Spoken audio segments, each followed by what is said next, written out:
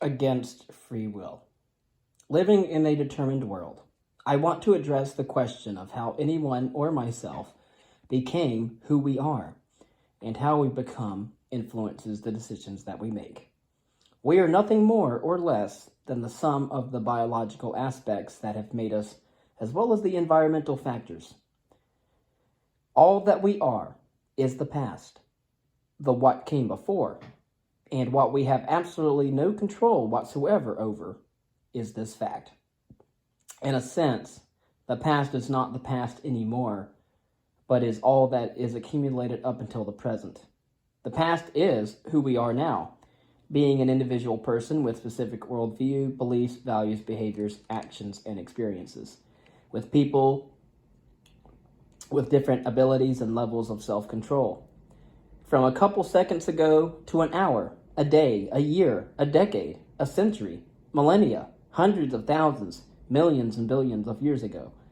Everything must be factored into the equation of present human act or behavior because all of it is precisely determined in the short or long-term past. Every person, in a loose sense, is ultimately shaped by their experiences which they cannot control at all. Because we are who we are at the moment, we react to our circumstances in ways that will change us in different ways.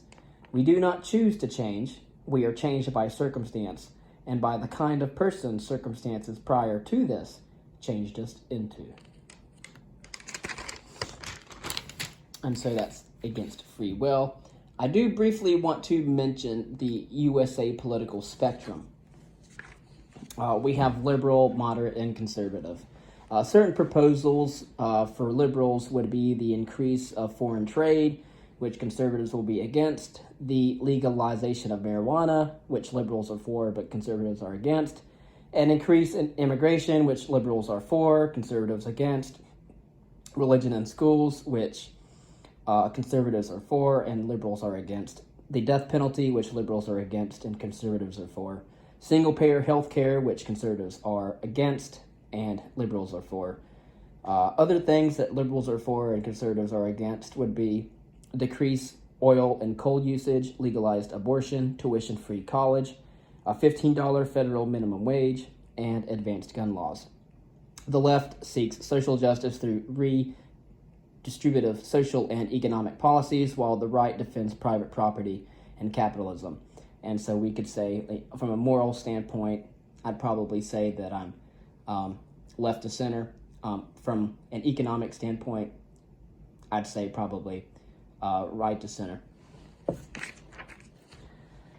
And we are, in a sense, proud liberals because as a historian and an educator, for example, I believe in the power of human reason to achieve progress for the benefit of the human species. Secularism as a humanism, a sovereign legislature, and justice for all in the social world. I do not believe, as the conservatives do, that an established religion is or should be used as an instrument of social structure and cohesion.